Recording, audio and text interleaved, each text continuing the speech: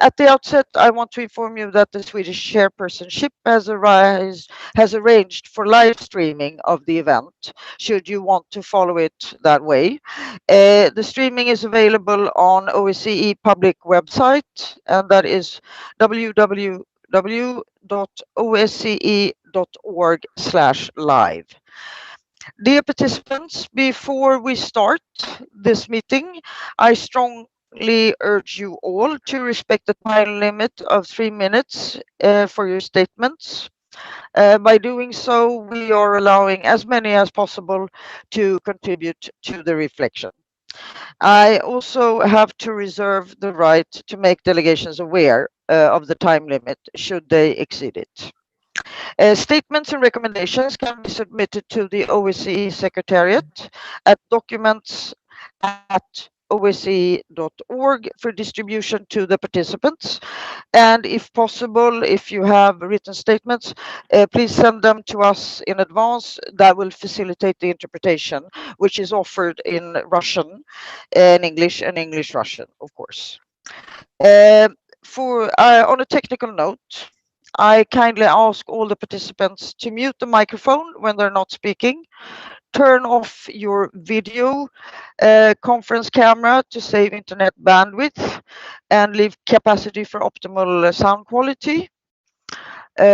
Mobile devices like smartphones or tablets are supported, but the preferred method should be using laptops to connect. In case your connection drops, just re-click the link and invite to reconnect. So, dear Excellencies, colleagues, participants, and ladies and gentlemen, welcome to the second session of the OSCE Swedish Chairpersonship Expert Meeting on Combating Antisemitism in the OSCE region. Today, we will start our meeting by hearing a presentation by State Secretary Karin Wallensten from Prime Minister Stefan Löfven's office. She is accompanied by the head of the Secretariat for the Malmö Forum, Ms. Petra Morselius. But before I give them the floor, I want to acknowledge that we have a little bit of a backlog from the speakers list from yesterday. So I will invite those delegations to take the floor after the panelists have finished their interventions, not to sort of break the flow of the program. Should you want to register for the speakers list, please address in the chat to 001 speakers list. And if we have any rights of reply, we will take them just before the closing session. Now I have the honor and the privilege to invite State Secretary Karin Wallensten to take the floor. Karin, the floor is yours. Thank you very much.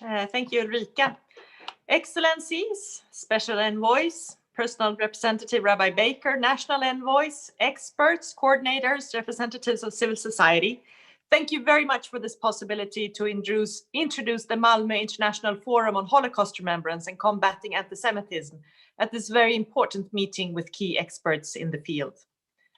Last week, we honored the victims and survivors of the Holocaust as we marked the anniversary of the liberation of Auschwitz-Birkenau 76 years ago.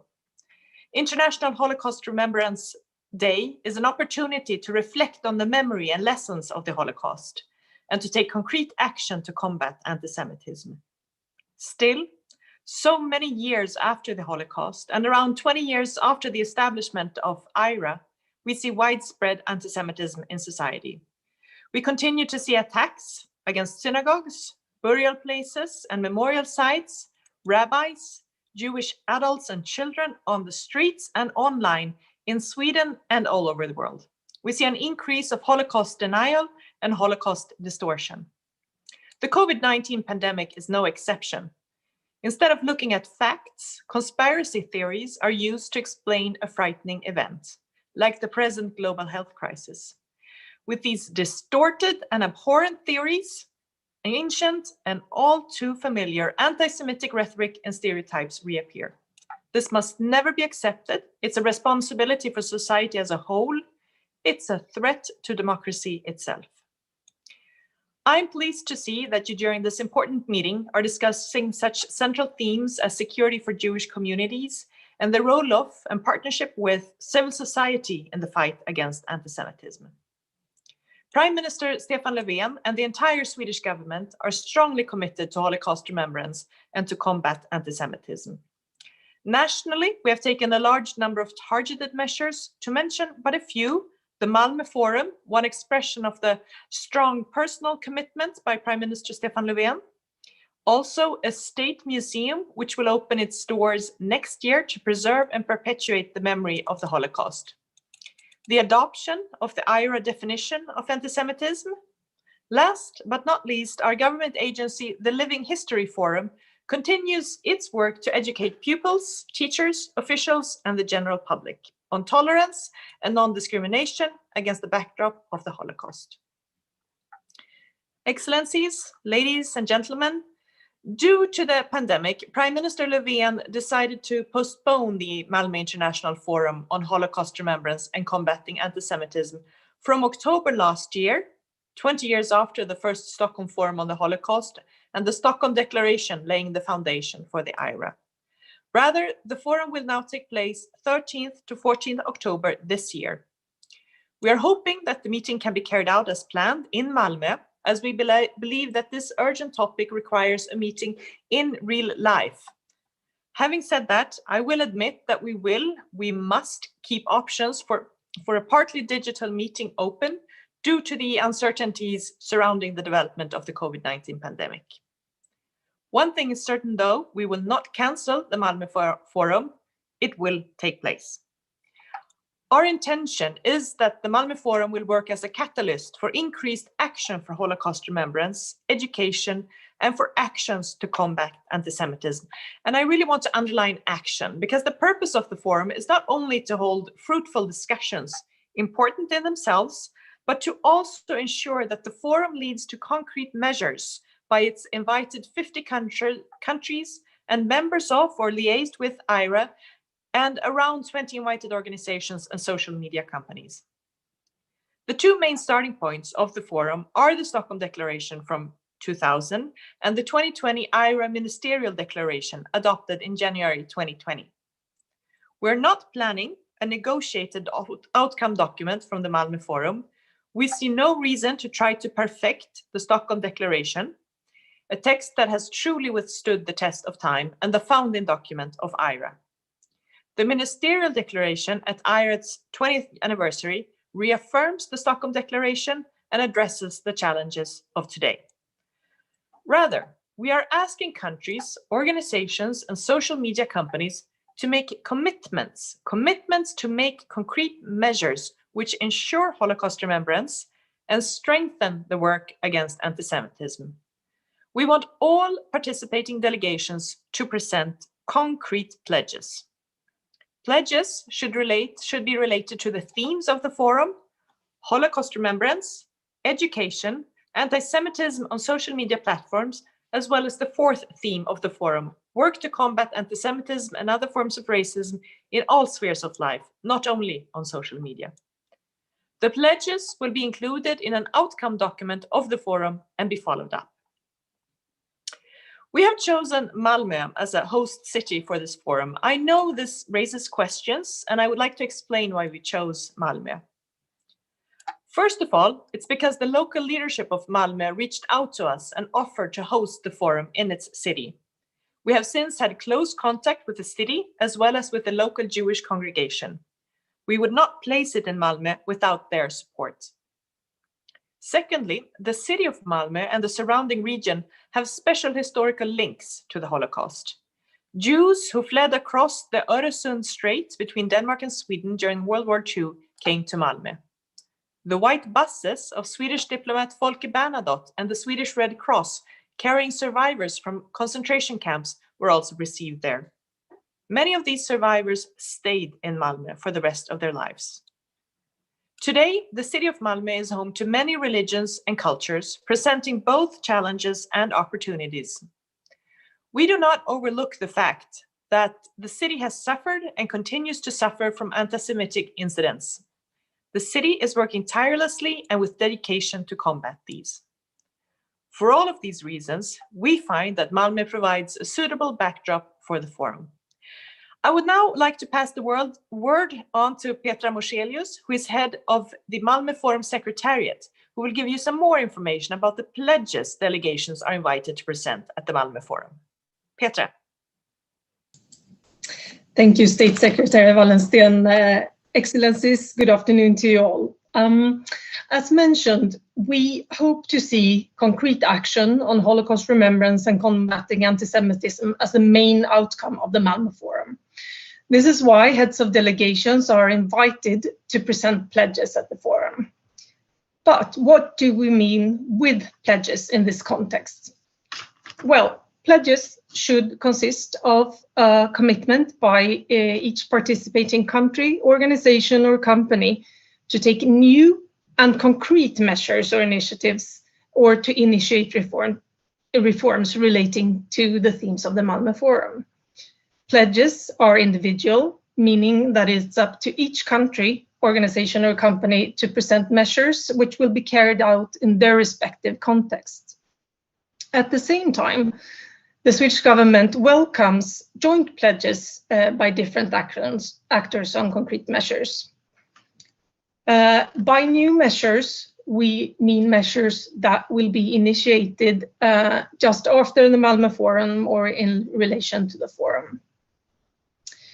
When we talk about concrete measures, initiatives or reforms, we mean concrete action to be taken rather than general statements on saying that we are going to strengthen our work on combating anti-Semitism. We want really concrete measures. Examples of those could be, for instance, setting up a Holocaust museum or memorial sites, support to research in the field, educational reforms, drawing up a national action plan to combat anti-Semitism, just to mention a few.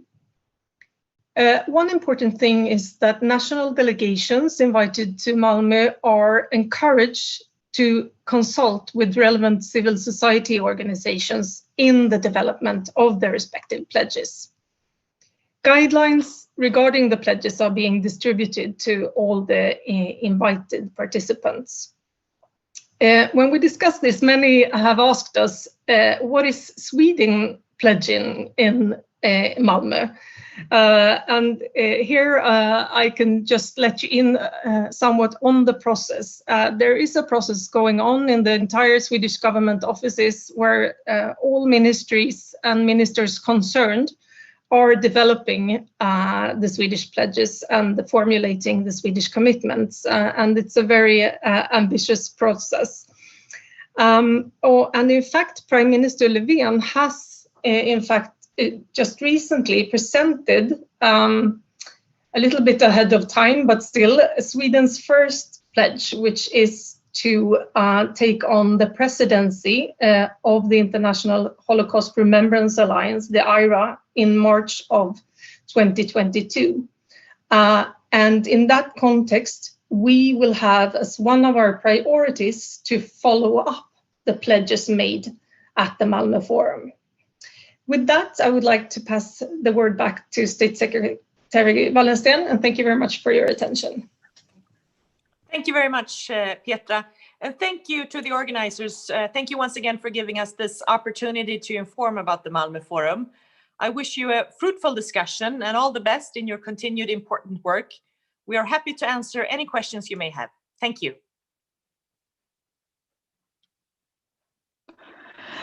Thank you, Karin, and I hope everybody is now more informed of what we are going to do.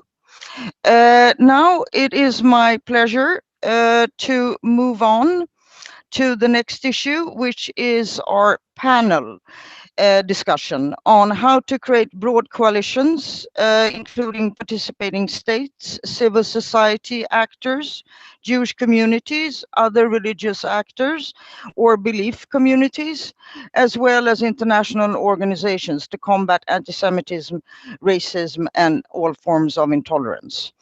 As moderator, we have Felice Geyer, who is a lawyer from Columbia University. She has been a long-standing member and a former chair of the United States Commission on International Religious Freedoms. She is a member of the U.S. National Commission to UNESCO. Ms. Geyer directs the Jacob Blaustein Institute for Advancement of Human Rights at the American Jewish Committee. And the Institute conducts research and advocacy to strengthen international human rights. She has also served on the United States Commission on International Religious Freedoms since 2000. She is the first American to serve on the UN Committee Against Torture, of which she is currently the chairperson. Ms. Geyer is also a member of the American Council on Foreign Relations. In the panel, we have as speakers Dr. Ahmed Shahid, who is a Maldivian diplomat and politician, and he is currently holding the mandate as UN Special Rapporteur on Freedom of Religion or Belief. Before assuming this mandate, he served for 6 years as Special Rapporteur on the human rights situation in the Islamic Republic of Iran. Dr. Shahid has also been the Maldivian foreign minister, and previously he was also Minister for Foreign Affairs in two different times.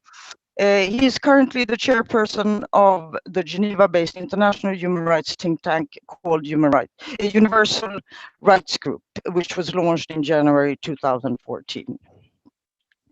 I also have the pleasure to introduce Daniel Heltgen, who is the Director of Communications at the Council of Europe and the now nominated the Special Representative on Anti-Semitic, Anti-Muslims, and other forms of religious intolerance and hate crimes.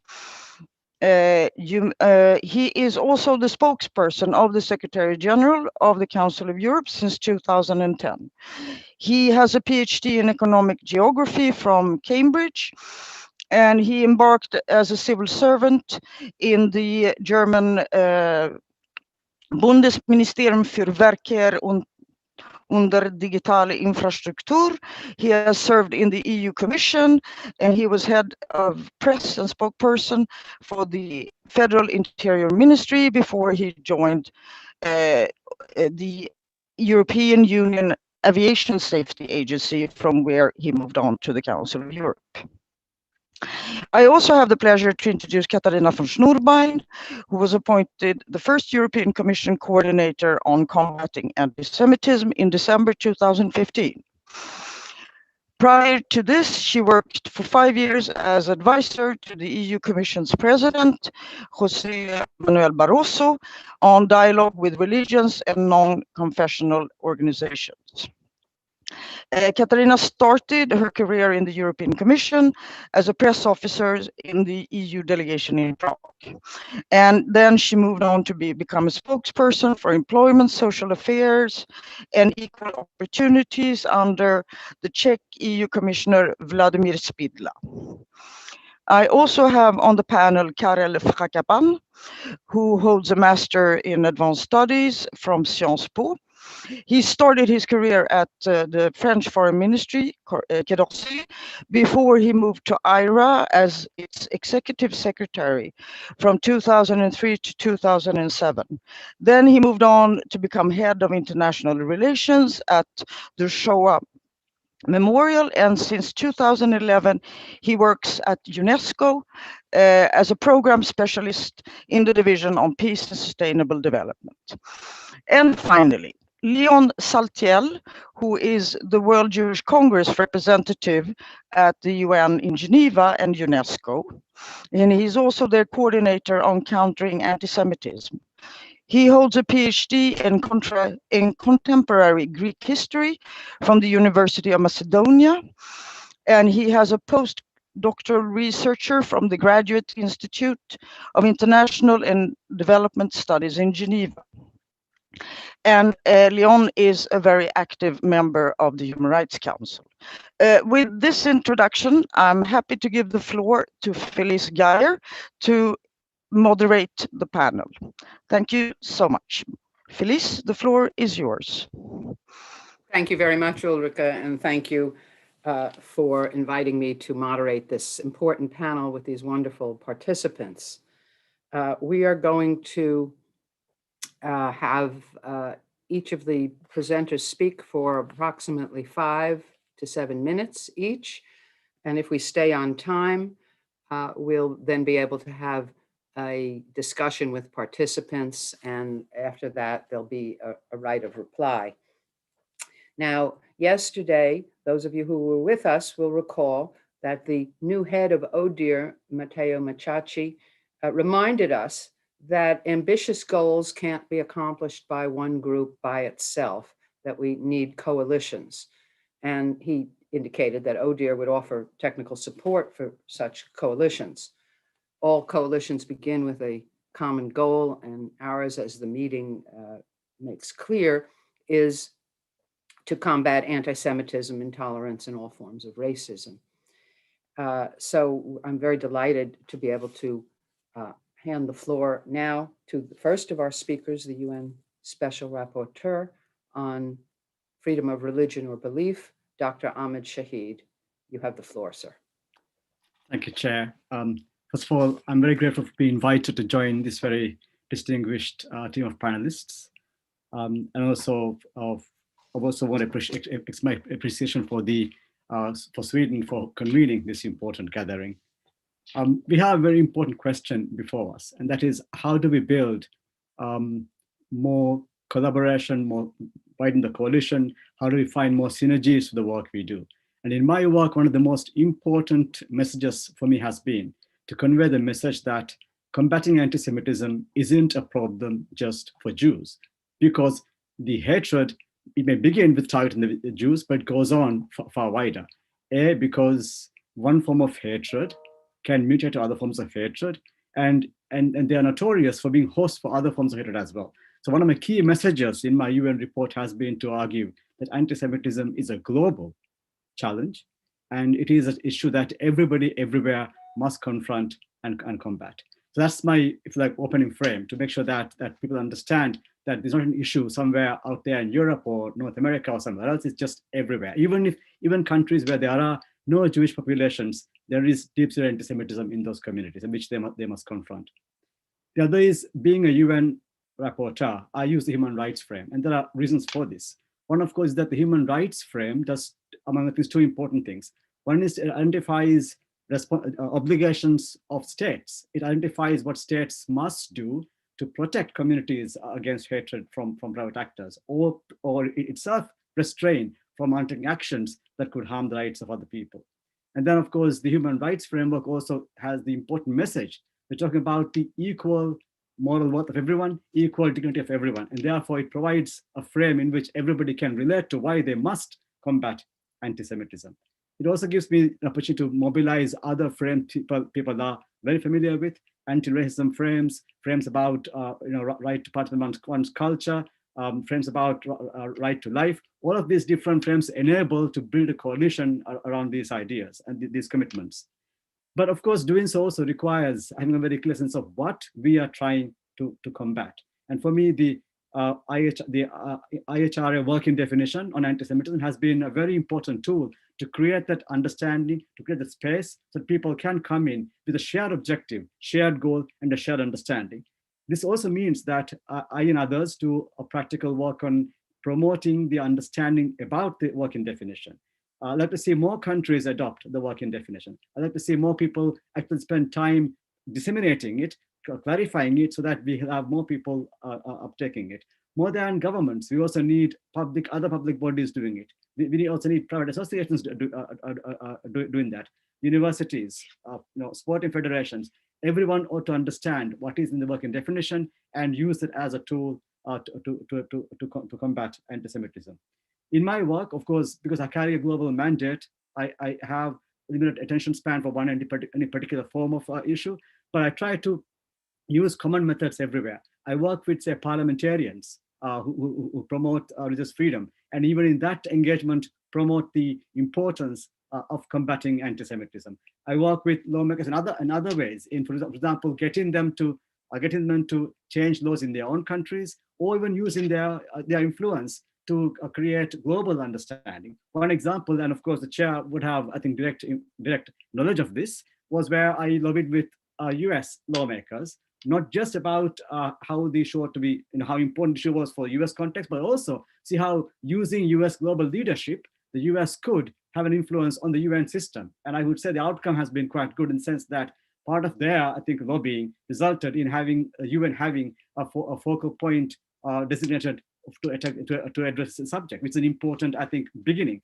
But equally important is that to realize that coalitions are about concrete actions, get into do concrete actions. I was pleased to hear State Secretary Wallerstein speak about the focus for the Malmö conference on being concrete actions, developing action plans, making sure they are followed up so that there is an actual practical guide through which we can walk forward. So before I conclude, I just want to add an important way of, again, building this coalition is to connect with various envoys working in this field. There's a rising number of envoys, which I welcome, but also envoys producing practical guides. I commend the EU's recent commissioner's guidance, the practical guide on promoting the IRA working definition. Again, a real useful tool to ensure that we can follow up on that understanding and have more people find ways to adopt and work on the definition. Thank you.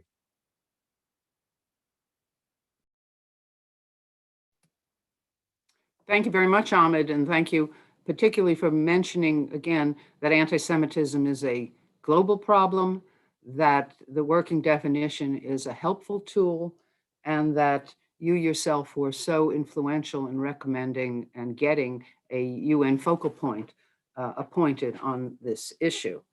Now, our next speaker is Daniel Heltgen, and again, you have 5-7 minutes. Please unmute, and the floor is yours. Thank you so much, and thank you for inviting me. I think this event is proof that international organizations are working in complementarity. So often we hear criticism that organizations like ours are working in their own part of the world but do not cooperate. I think what we see here is that international institutions are united in their fight against anti-Semitism and are exchanging best practice and work. And only yesterday I was in a meeting with Katerina and also Christy Edwards from the OSCE, and a meeting organized by Bruna Bruth. So this is a very good opportunity to share some of the work that we're doing here at the Council of Europe. First of all, of course, I would like to say once again that my Secretary General, Maria Pejcinovic-Buric, is delighted to be able to attend the Malmö Forum. And I think I take this event today also as a preparation. Now, the work of the Council of Europe on anti-Semitism basically has 3 pillars: remembrance, education, and monitoring. Let me start with our work on remembrance.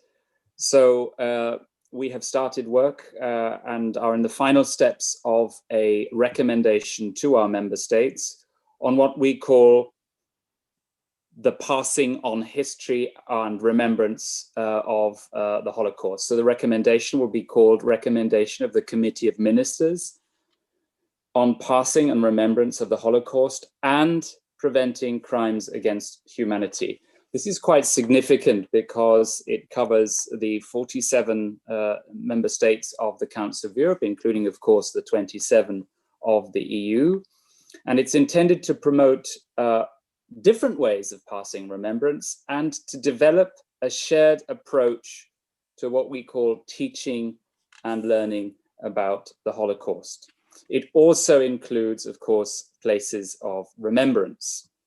It emphasizes the exceptional nature of the destruction of the Jewish community in Europe, and it condemns the denialist and revisionist tendencies seeking to eliminate and distort remembrance of the Holocaust, which is incompatible with the values of the Council of Europe. So what I hope is when we, in the next weeks, adopt this recommendation, that this will give us more means and more opportunities also to work with you and other partners and to continue and to develop further our work in the area of education.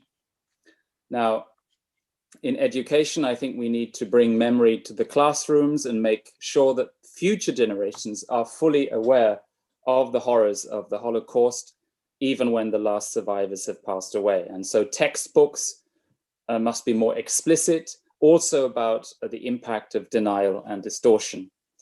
And of course, as Ahmed has said, teaching about the Holocaust, fighting anti-Semitism is already in itself an effective instrument to combat all kinds of racism and intolerance.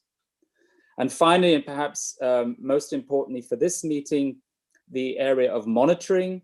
So you probably all know our European Commission Against Racism and Intolerance. There are two significant points that I would like to mention here. First of all is that at the end of last year, ECRI, this is the acronym, published a position on the legally non-binding definition of IRA of anti-Semitism. And ECRI welcomes this as a tool for education and awareness raising and promoting awareness raising of these facts. And it promotes, according to ECRI, also a better understanding of anti-Semitism. And looking ahead to this year, ECRI will publish a general policy recommendation on anti-Semitism, which is very important because this is not then simply monitoring of an individual country, but a recommendation to all our 47 member states. So that's roughly the work on the table of the Council of Europe in this field. In my work that is looking at trying to prevent intolerance and hate crimes against religious groups, I am particularly interested in online content moderation of hate speech. And luckily, the exchange is ongoing, and I will have an exchange with an OSCE on Friday on this. I think it's very important to take the concerns of users and of NGOs and of, for example, Jewish groups very seriously. There have been cases in France very recently where, again, horrific anti-Semitic hate speech has been disseminated on social media. And this, of course, has been notified to Twitter, but Twitter has been, in some cases, quite slow in taking down. And I think many NGOs complain and make a point out of the fact that it's not quite clear how this is done, what the methods are, and that it should be done quicker. I know Katerina mentioned yesterday the Digital Services Act of the European Commission, which we're looking at closely, but I'm interested in the work of young, for example, the Jewish Student Union in Paris, working to have a more transparent approach to online content moderation.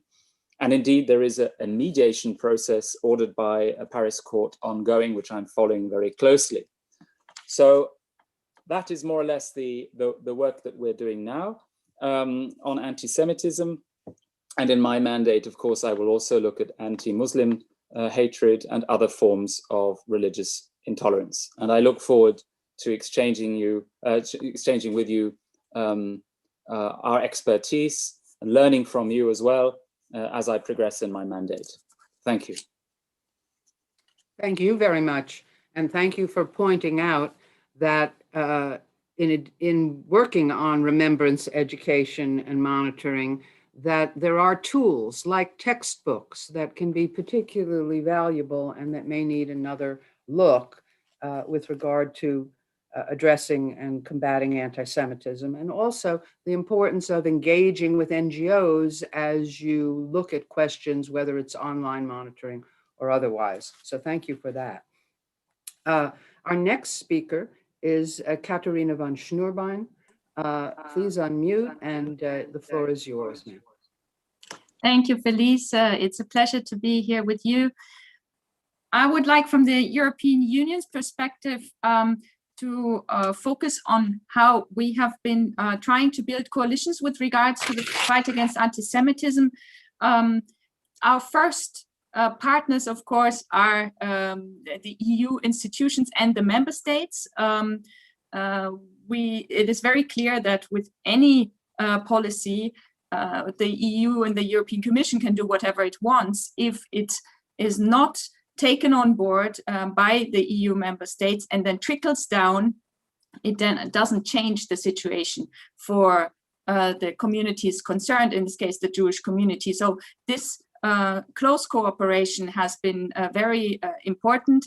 And in particular, there was a resolution in the European Parliament in 2017 which looked at different aspects on fighting anti-Semitism. And then in 2018 and 2020, we had two unanimous declarations in the Council of the member states to address anti-Semitism in a holistic way. So the 2018 declaration in particular looked at 17 different aspects, but I would like to highlight on the one side the adoption of the IRA definition, and on the other side the creation of national strategies against anti-Semitism. And in order to make sure that member states get support also in the creation now of these national strategies, we set up a working group which brings together the member states, representatives on specific issues from the ministries, and the respective Jewish communities of the member states. And this, in a way, is a unique forum. We think that, and that's the second aspect of the coalition building, we need to work very closely with the Jewish communities in order to know where we are going and what are the needs, what is also the reflection of diversity of the Jewish communities across Europe in their national settings, but also concerning their own sizes and different strands. So this needs to be reflected in our policy making. And this working group has been crucial in advancing certain policy areas with regards to security, education, Holocaust remembrance, but also the IRA definition, and now in particular, the national strategies. We see that we know 18 EU member states have adopted the IRA definition. We see significant progress. About half of the member states are now have started to work on national strategies or on specific actions on anti-Semitism. And in this regard, I very much welcome the Malmö Forum. I think it is also, as Ahmed said, it's about concrete proposals. We need concrete action with concrete timeframes, with a budget and a concrete aspects to move things forward. So I can already say at this point that the European Commission will very much support this process of the Malmö conference, and also contribute from our side new pledges in order to ensure that we advance. The European Commission in particular this year will adopt its first ever EU strategy against anti-Semitism and fostering Jewish life. And this aspect of Jewish life is very important in our thinking. We essentially see three pillars: the fight against anti-Semitism and the prevention, the Holocaust remembrance and education, and then the aspect of supporting Jewish life and in its full diversity across Europe. Another aspect of coalition building has been close cooperation with international organizations like OSCE, ODIHR, but also the IRA and UNESCO and the UN. in order to ensure that we don't reinvent the wheel, but we can build on each other's experience and also create synergies. For example, with regards to addressing anti-Semitism online, on the one side, we have created a code of conduct with platforms whereby they agree to take down illegal hate speech that is illegal in Europe according to European legislation within 24 hours. This has increased significantly over the last 4 years the awareness of the responsibilities that the platforms have. But then we have another aspect that is also that we need to have narratives out there in order to counteract. And so together with UNESCO, we have created, as an immediate reaction to the increase of conspiracy myths when COVID started, a campaign to ensure that conspiracy myths are being debunked on Twitter. And most recently, also in cooperation with international organizations. And I think that really the more we are in this, the better, together with the IRA and UNESCO and the UN, a campaign on Protect the Facts with regards to pushing back on Holocaust distortion. So this has been very important. One additional aspect that the EU can offer is to give support in the use of the IRA definition. So together, I mean, we saw that many member states had adopted the definition and ask actually, how do you apply it? And so together with the International Holocaust Remembrance Alliance, we issued a handbook in January this year on the practical use of the IRA definition, which gives, based on the examples, concrete incidents that have really happened, and then also ways how member states apply the definition already in training of law enforcement, of teachers, but also in, for example, data collection. Here, for example, also other NGOs are very important to collect data of incidents, but also for the training aspects. And in particular, to ensure that when we fight anti-Semitism, we address all forms of anti-Semitism. And the final aspect, because you specifically also asked for it, Felice, with regards to religious leaders, recently among the evangelical churches, several churches have adopted the IRA definition as well. And I think this is an important next step to see in how far also in cooperation with religious leaders, we can build coalitions between the religions to stand up for each other and to ensure that there is a joint moment to push back on any form of intolerance. Thank you. Thank you, Katarina. And thank you especially for pointing out how some of these tools can be used with coalitions. The IRA definition, the handbook, which was also discussed briefly yesterday and praised, and having these strategies together. So that's very helpful. Thank you. Our next speaker is Carol Frakapan, and please unmute, and you have 5 to 7 minutes. Thank you. Thank you, Felice. Thank you, everyone. I'm very, very grateful to have been invited to this panel. I would like to thank very much the Swedish chairmanship for convening this experts meeting. I will try to answer the question of coalition building in basically 3 points from UNESCO's perspective, which is a global perspective. It's not limited to the OSCE region, but to Europe. And it's mostly oriented towards the need to prevent anti-Semitism through education.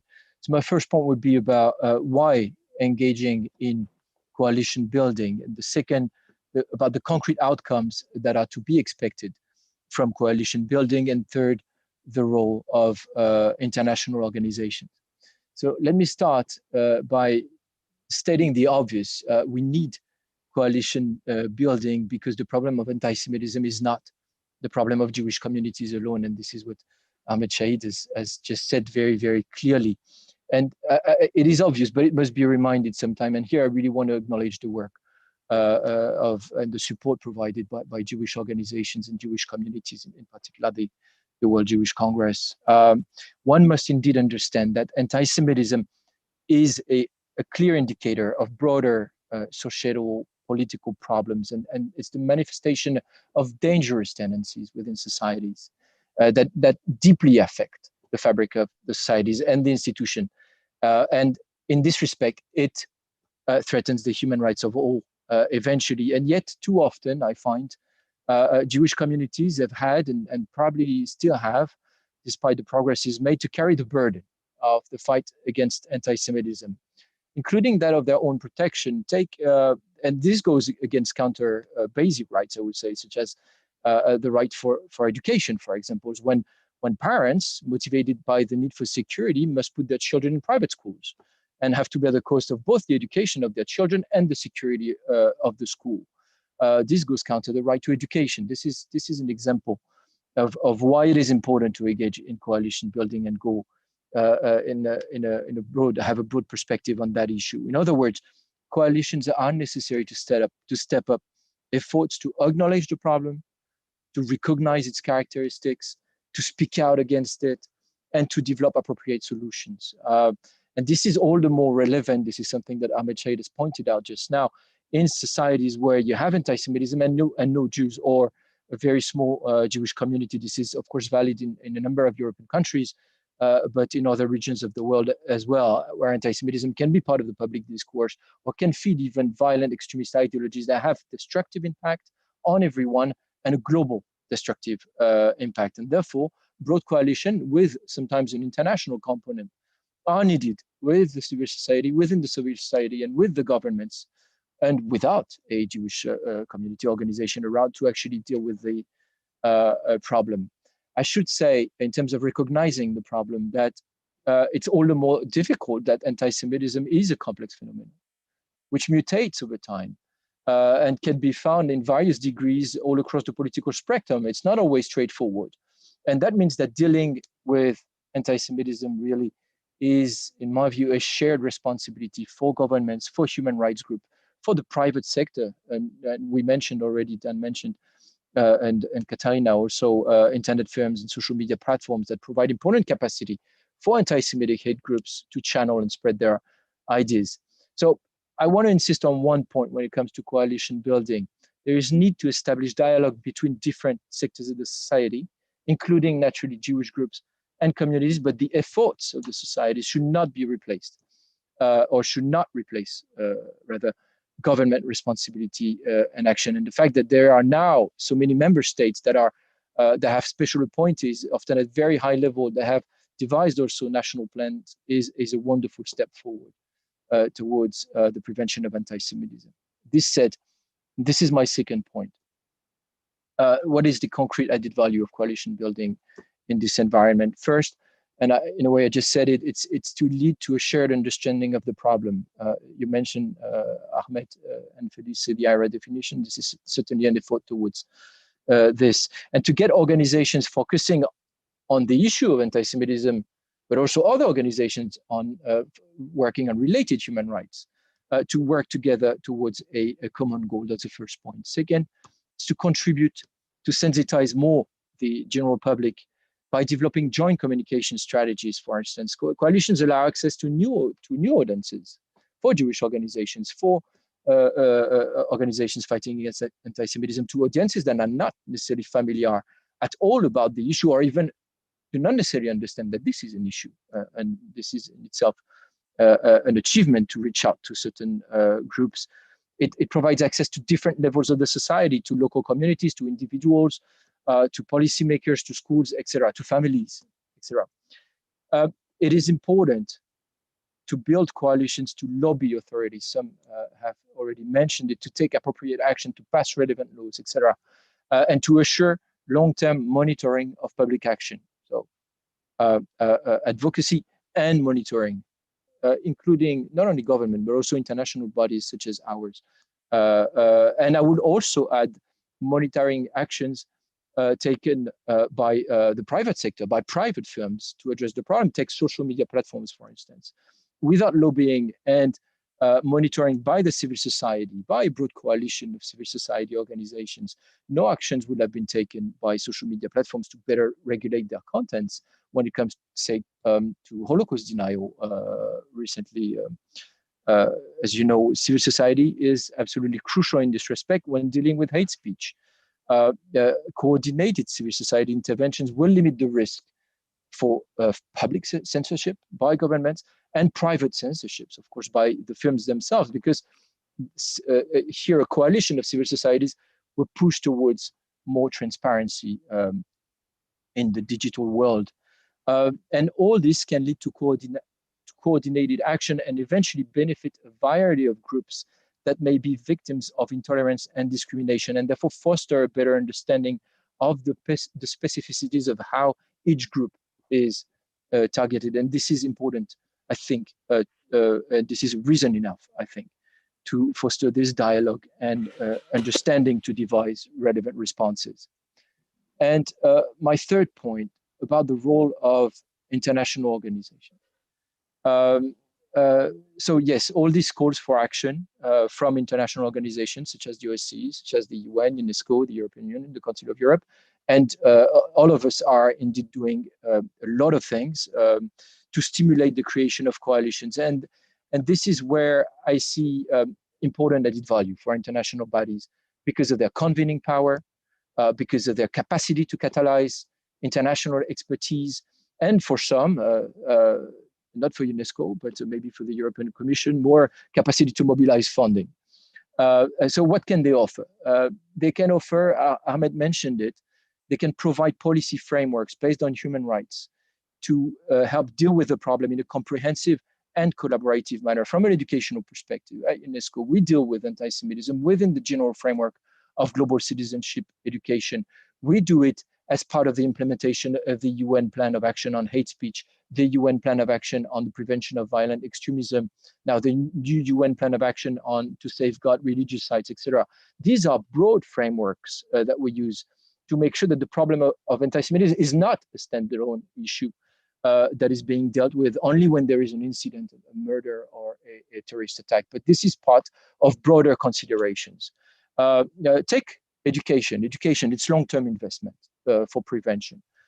Eventually, one wants the problem to be handled through curricula, through textbook revision, through pedagogical research, through teacher training, higher education, informal education, name it.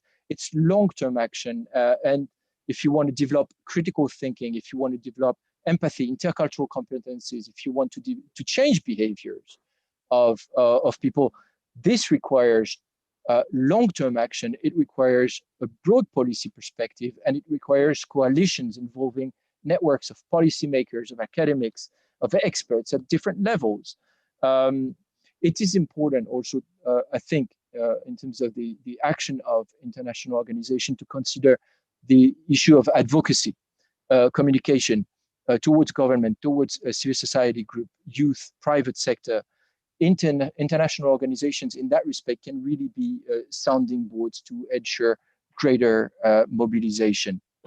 One important point in terms of the added value of international organizations, I think this is really here the core action of UNESCO.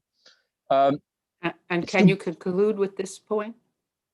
Yes, to provide technical guidance, research, capacity building, informal in education, not only to understand better the phenomenon, but also to develop effective pedagogies to be able to prevent and counter anti-Semitism through education.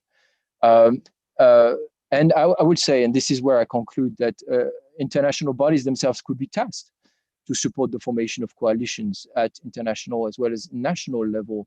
And it's even better, as Katharina mentioned, when international bodies amongst themselves form alliances, form strong partnerships and synergies. And this is what UNESCO has been trying to do since we started working on the issue of anti-Semitism, relying on the expertise of academic institutions such as the UCL, the USC Shoah Foundation, keeping a permanent dialogue and a very close cooperation with Jewish organizations such as the World Jewish Congress in particular, with whom we're involved on a number of projects, and working hand in hand with the OSCE Office for Democratic Institutions and Human Rights to properly respond to the requests and to the needs of our member states. Sorry if I've been a bit long, and thank you for your attention. A bit long, but very rich. Thank you for that. And thank you for putting the attention on the fact that the obligations are not just on Jewish communities, but that the states have obligations and that protection needs to come from them, but that international organizations bring expertise. Our last speaker is Leon Saltiel from the WJC. Leon, you have the floor. Thank you, Madam Chair. I'm truly honored to address you today at this expert meeting in a panel with distinguished colleagues who work with remarkable dedication and persistency to counter anti-Semitism, not just in words, but in concrete deeds. The good thing about speaking last is that I don't have to repeat many things that have already been said, such as Dr. Shahid's groundbreaking report to the UN General Assembly, the historic declarations of the EU Council, UNESCO's phenomenal work in combating anti-Semitism through education, and the OSCE's highly successful Words into Action program. I would rather describe some specific initiatives of the World Jewish Congress in combating anti-Semitism, and in particular in creating coalitions around that. The WJC represents Jewish communities living in more than 100 countries. For us, combating anti-Semitism is one of our core priorities, and we're developing several programs to that effect. I will briefly touch upon some of our initiatives. The first is a long-term initiative we have launched, a forum we have initiated at the acronym of SECA, Special Envoys and Coordinators Combating Antisemitism, where we invite the special envoys and other officials mandated to combat antisemitism around the world. Its purpose is to facilitate cooperation between special envoys and other officials, including Jewish community representatives, to enable dialogue, better coordination, sharing of ideas and good practices, and evaluating progress in our shared fight against antisemitism. As part of the forum, we held conferences in person and online. In 2019, we held 2 such sessions in Bucharest during the Romanian EU presidency and in Munich. In 2020, due to the pandemic, we held 2 virtual meetings focusing on online antisemitism, especially with regards to pandemic conspiracies and national strategies. Over 36 countries were represented by special envoys, coordinators, or officials holding the antisemitism portfolio. Another half-dozen international organizations participated. I'm very happy that all members of this panel have participated in one or more of the meetings. This forum has facilitated new connections and strengthened existing ones, including developing several important relationships between Jewish communities and international organizations or national governments. Ongoing work includes supporting the adoption and implementation of the ARA definition, encouraging the appointment of envoys in countries which don't have them, and enhancing the cooperation in common projects among the envoys and also with Jewish communities. Second, we have prioritized our work with international organizations, such as the European Union, the OSCE, and the United Nations, including UNESCO. The WJC is partner of the NOAA project, Networks Overcoming Antisemitism, which is funded by the European Commission. It aims to map existing resources to address antisemitism so they can be better exploited, and support the European Commission to assess member states' progress on the implementation of the Council Declaration. With OSCE ODIHR, we have started a joint project in the framework of the Words into Action program in 10 OSCE participating states. The purpose is to engage Jewish communities and national law enforcement agencies, police and prosecutors, to better understand contemporary antisemitism, monitor anti-Semitic incidents and crimes in a consistent fashion, and to implement criminal justice standards sent by the OSCE and the European Commission joint working groups, and to encourage mutual collaboration between our communities and states' criminal justice authorities. With regard to the United Nations, we have long to work with the UN to ensure that the struggle against antisemitism is at the forefront of its human rights agenda, and to mainstream the combat of antisemitism within its institutions. To that effect, in November 2020, we held a high-level side event to the UN General Assembly entitled The Role of the United Nations in Combating Antisemitism, in cooperation with the Permanent Mission of the Federal Republic of Germany and the support of 20 governments. Many high-level speakers, some of whom are in today's panel, contributed innovative ideas, and we received more than 25 video and written pledges outlining concrete actions against anti-Semitism from governments. Our next plans include working with governments on implementing jointly specific initiatives and projects at the UN level. In the spirit of building broad coalitions, we have undertaken the initiative to create a cross-regional group of countries dedicated to fight against anti-Semitism at the UN in Geneva, and we hope it can be launched soon. Another initiative is a series of workshops we have held in 2019 on anti-Semitism and the memory of the Holocaust for diplomats working at the UN in Geneva and UNESCO.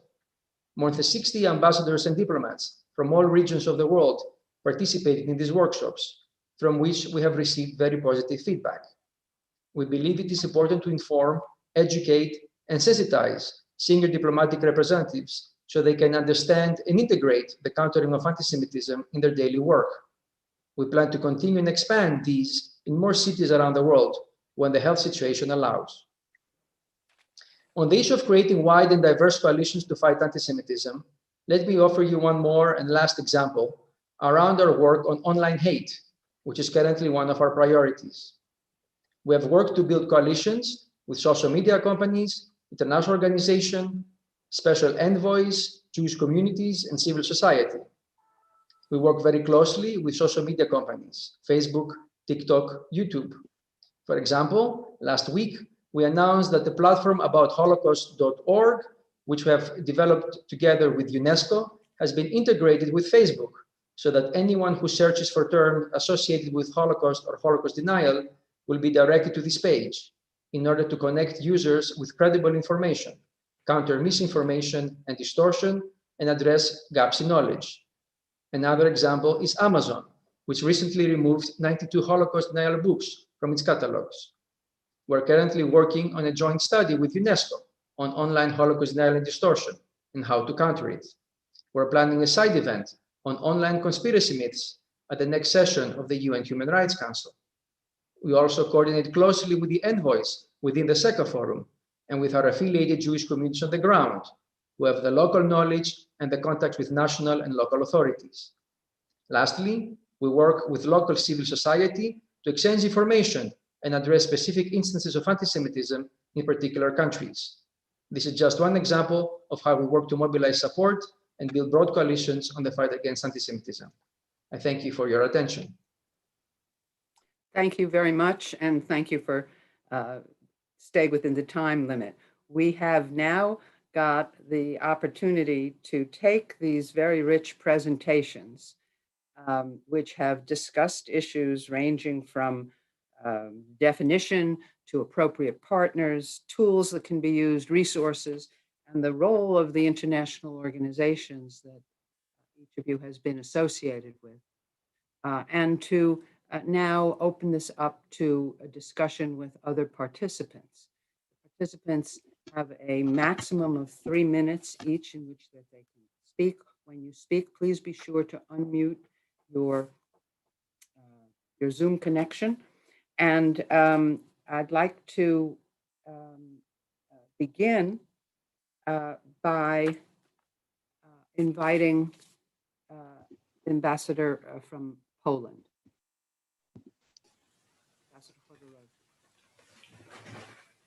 Thank you. Madam Moderator, distinguished participants. Let me start with praising our panelists today who have enriched our deliberation with insightful and inspiring views. I wish to share with you a few thoughts in my capacity as a plenipotentiary of Minister of Foreign Affairs for Dialogue with Jewish Diaspora, both in the context of the Polish chairmanship next year, as well as in connection with the specific role of my country in Holocaust remembrance and combating anti-Semitism. Poland, a custodian of Holocaust remembrance. Holocaust took around 6 million Jewish lives, among them nearly 3 million of Polish Jews. And these 3 million Polish Jews amounted to a half of the Polish citizens, victims of the Second World War. Having that in mind, together with the simple fact that the single most important material evidence of the genocide of the European Jews is located within the present borders of our country, in the areas of the former death and concentration camps and other sites of the crime, it is quite obvious that Poland plays a unique role with regard to the commemoration and educational activities related to the Holocaust. Each year, before COVID-19 pandemic, millions of people from Poland, Europe, and other continents visited sites of Holocaust in Poland. Among them, more than 2 million, the site of the former Nazi German death and concentration camp, Auschwitz-Birkenau, inscribed on the UNESCO World Heritage List in 1979. Surely, remembering is not enough to shape positive attitudes in the society. The further way we choose in Poland is active support for phenomena of a growing and vigorous interest that can be spotted in our society, in the Jewish culture and tradition as a part of our shared history. In recent years, the rise of the number of Jewish festivals, publications, exhibitions, and museums that embrace various aspects of Polish Jewish past and present is unprecedented. Education and training.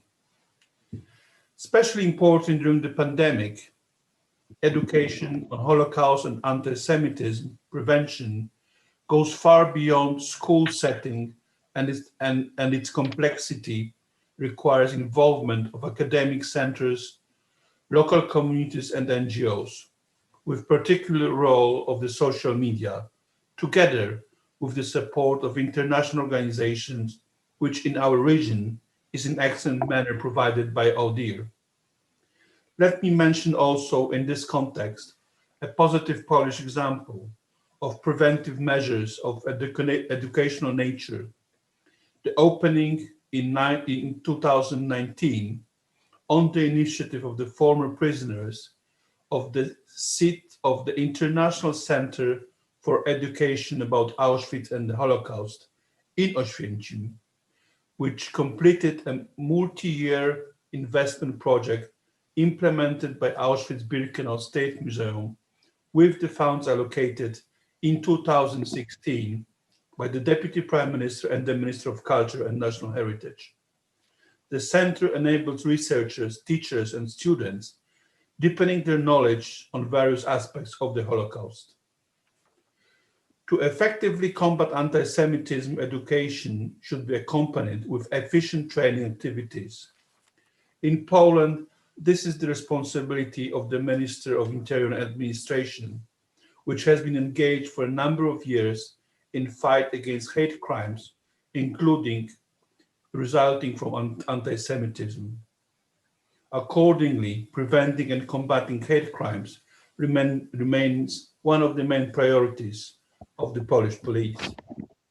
Cooperation. Mention of the FRA brings me to the last point, which is in fact the main topic of this session. The cooperation and coordination between international actors is key to effective preventing and fighting against anti-Semitism. This should be done both with wider spectrum of fostering tolerance, building bridges and understanding among different cultures, civilizations and religions, and with respect to specific strategies and actions related to combating anti-Semitism. We recognize crucial role played in this context, among the others, by the EU and the IRA. We are also looking forward to Malmo International Forum on Holocaust Remembrance and Combating Anti-Semitism in October this year, which will provide an excellent opportunity for strengthening international cooperation in that regard. I would definitely be less concerned about the risk of duplication of our efforts than a danger that there is no actor to step in when we are in need of concrete actions. In conclusion, let me stress that in 2022, Polish chairmanship of the OSCE intends to build on the important achievements of previous chairs and at the same time to strengthen organization capacity to prevent and combat anti-Semitism. Thank you.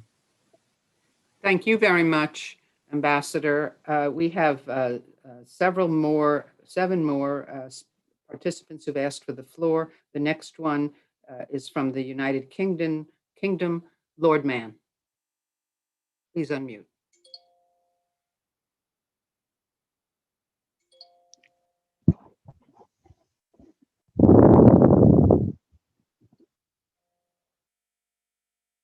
Perhaps he's not yet on the line. We'll move ahead to the next speaker and come back to Lord Mann. The next speaker is Rabbi Kutnovsky-Liak from the Conference of European Rabbis. Thank you so much. Your Excellencies, distinguished organizers, first of all, of course, and participants, ladies and gentlemen, my first word to all of you will be thank you.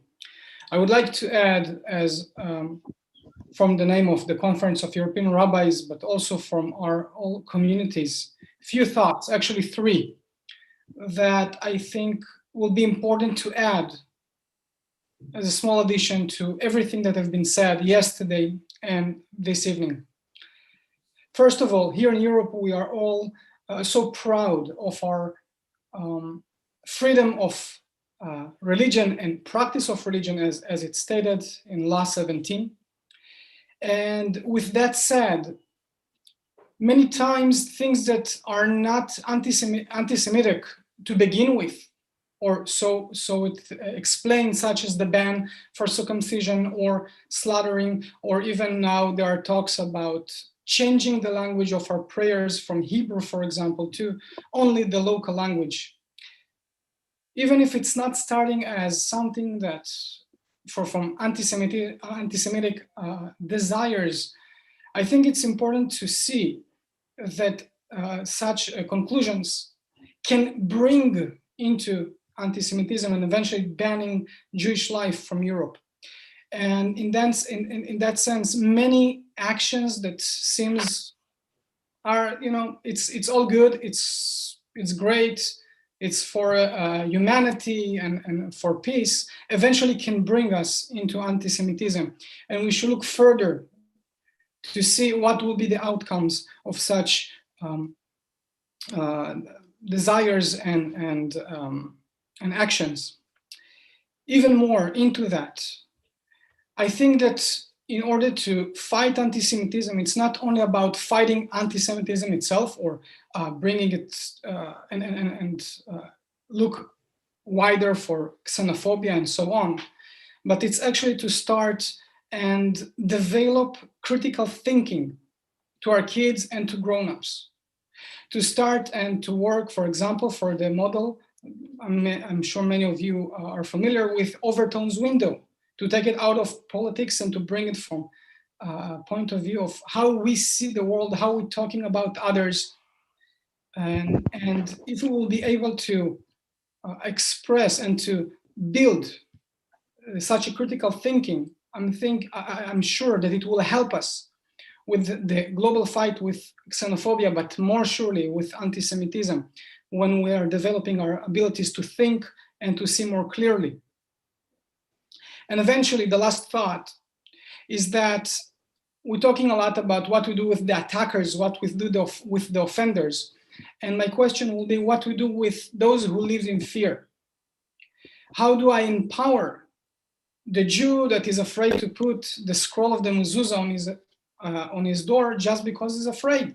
Nobody came to him or to her, but the fear is there. So how we can parallel to also empower and to help Jews in Europe and in the whole world to find strength and certainty in their practice, in their life, in their existence in the entire world. Thank you so much. Thank you very much. Our next speaker, our next participant is from Amana. You can unmute.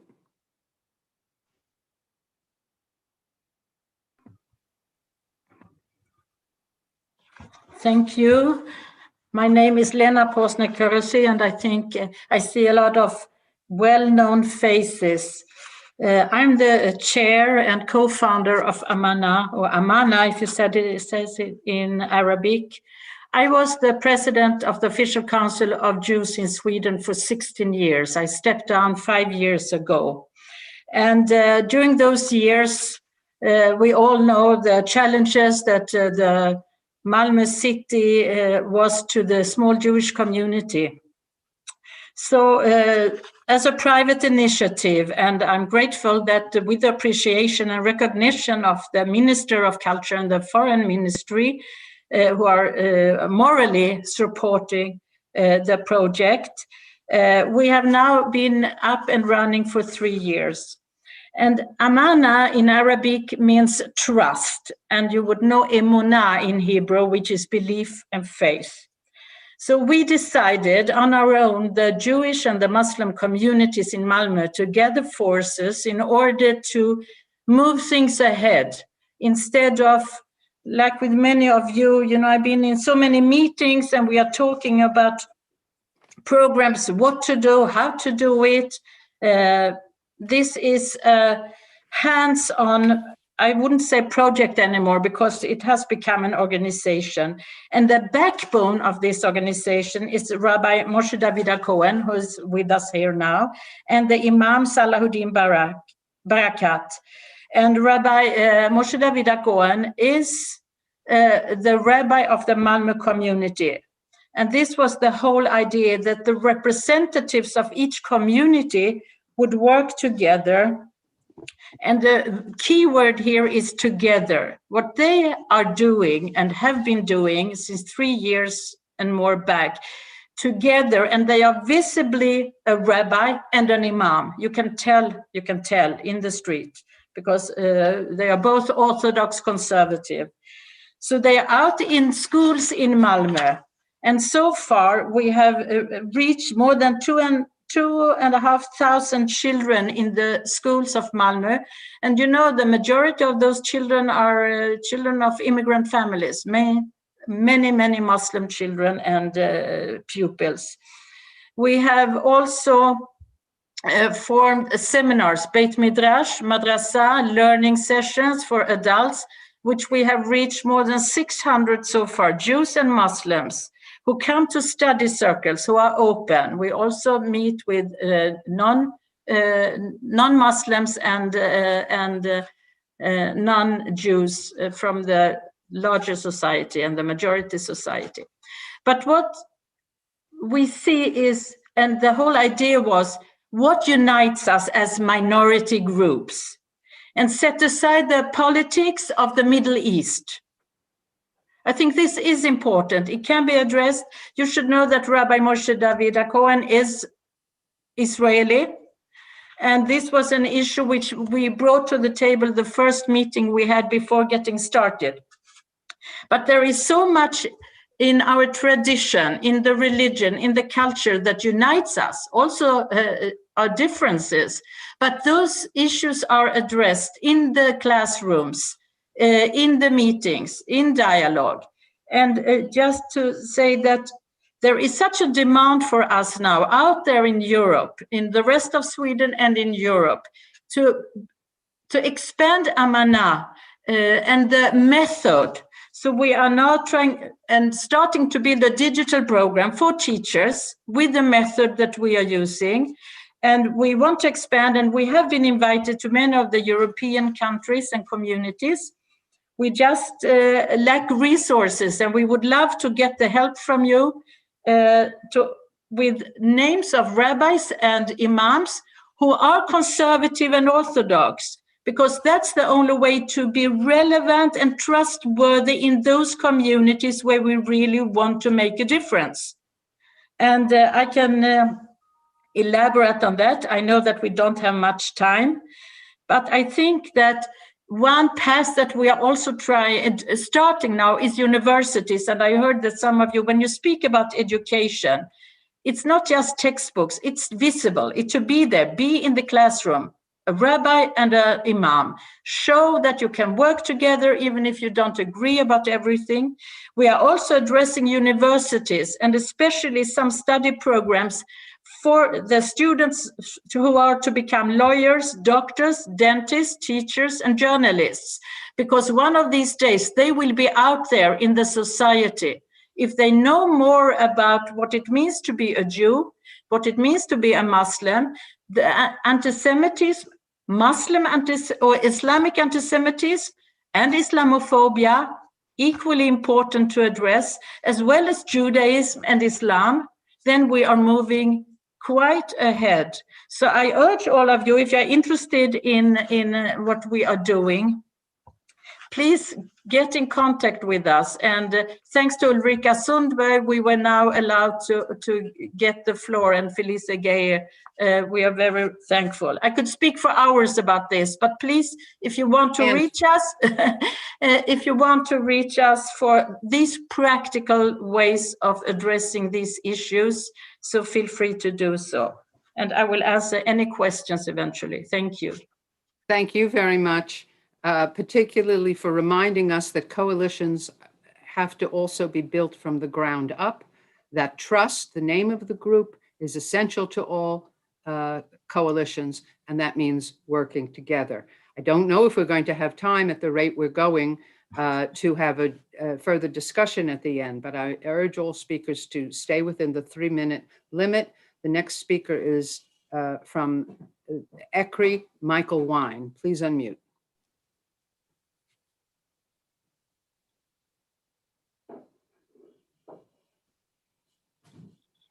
We see Mike, but we can't hear you. Yeah. There you go. Thank you. I just want to add a few words to what Daniel Hultgen said on behalf of the Council of Europe. I chair the working group on anti-Semitism that's responsible for drafting the general policy recommendation for ECRI and the Council of Europe on anti-Semitism. ECRI is a unique human rights body set up by the heads of state and government of the member states of the Council of Europe in 1993. We advise member states on matters concerning the fight against intolerance, including anti-Semitism, and visit each Council of Europe member state every 5 years. We carry out these tasks by publishing these general policy recommendations, and we have recently discussed the renewal of the 2004 policy recommendation on combating anti-Semitism. We published an opinion, as Daniel Hultgen said, on the IRA working definition of anti-Semitism as a standalone document in advance of the full GPR to be published later this year. In our opinion, we note that it's not possible to record anti-Semitic incidents and crimes without an adequate practical definition of anti-Semitism, and that this should encompass contemporary forms of anti-Semitism. We note that the working definition is not suitable as a legal text, in particular due to its lack of precision. But keeping in mind our reservations, we nevertheless welcome heartily the IRA working definition, which is available on the ECRI website, and which I trust will be appended to the record of this important meeting. Thank you. Thank you very much, and for the concise remarks. The next speaker is from Russia, Senior Counselor Nikolai Kalashnikov. Please unmute. Спасибо, госпожа председатель. Я крайне краток и прагматичен. Сначала спасибо большое нашим всем кино-спикерам за их емкие и профессиональные выступления. Теперь же по теме нашей сессии. Здесь мы говорим о необходимости расширения коалиции государств, гражданского общества и еврейских сообществ, других религиозных и международных организаций. Правильный подход, но что мешает его реализации? Давайте посмотрим на примере рабочего определения антисемитизма, о котором мы говорим уже 2 дня. Вспомним Альянс памяти Холокоста. 2016 год, 34 государства принимают данное определение. И затем приходят в ОБСЕ и говорят нам, берите его в том виде, в каком оно принято Альянсом. Однако в ОБСЕ 57 государств. Это дискуссионная площадка, где принято обсуждать любые решения, прежде чем их принимать. Более того, мы говорим о необходимости универсального обсуждения этой темы, например, в формате Организации Объединенных Наций, с привлечением широкого круга заинтересованных сторон. Другими словами, мы говорим о той же самой коалиции, о которой говорилось выше. И у нас есть хорошие примеры таких коалиций. Например, принятие Генеральной Ассамблеи ООН ежегодной резолюции по борьбе с присоединяется подавляющее большинство государств. Опять же, в Вене нам здесь говорят нет. Дескать, определение хорошо само по себе. На наш взгляд, это несколько странный подход. Почему? Антисемитизм, его самым страшным проявлением стал Холокост, который стал государственной политикой нацистской Германии. Нацизм. А теперь и все его проявления в виде неонацизма. Почему мы не видим в данном определении отсылок к этим явлениям? Второе. Нюрнбергский трибунал, который объявил нацистов преступниками. Их преступления, а значит и Холокост, преступлениями против. Мы понимаем, почему ряд государств не хотят такой широкой трактовки. Мы видим там в последние годы резкий рост проявлений неонацизма и антисемитизма. Именно поэтому им не нужны упоминания нацизма и Нюрнберга. Именно здесь мы должны видеть угрозу миру и стабильности в регионе. Именно здесь основные препятствия для коалиции, о необходимости создания которых мы сегодня говорим. Еще один аспект. Вчера говорил, что с антисемитизмом должны бороться все. Абсолютно верно. Это вписывается в концепцию ОСCE, которая говорит о необходимости всего подхода к решению любых проблем. Это значит, что говоря об антисемитизме, мы должны одновременно бороться по борьбе с дискриминацией христиан, других религий. Все эти проблемы взаимоувязаны в теснейший клубок. Решение одной из них невозможно без решения всех остальных. И наоборот. На нас это нацеливает и принятая в 2014 году на СМИ в Базеле декларация, о которой мы здесь также говорили. Декларация о борьбе с антисемитизмом, где говорится о необходимости разработки декларации по борьбе с христиано- и исламофобией. И в заключение. То, о чем я только что говорил, не какие-то откровения. Экспертам, которые работают на площадке ОБСЕ по данной проблематике, все это хорошо известно. И проблемы, и позиции, и главные препятствия. Надеюсь, что рано или поздно именно профессиональные подходы позволят всем нам найти необходимые решения. Спасибо. Thank you very much. Our next speaker is from the ADL, Sharon Nazarian. Thank you, Ms. Yair. I'm Sharon Nazarian, Senior Vice President for International Affairs at the ADL. I'd also like to thank Ambassador Sandberg for the invitation to join you today and the Swedish government's preparation for the Malmo Forum. We think the Malmo Forum will be very significant because anti-Semitism is a global threat and the fight against anti-Semitism must be fought globally. For over 100 years, fighting anti-Semitism has been at the core of ADL's mission, and today we continue that fight through educational programs, research and investigation, advocacy, and incident response.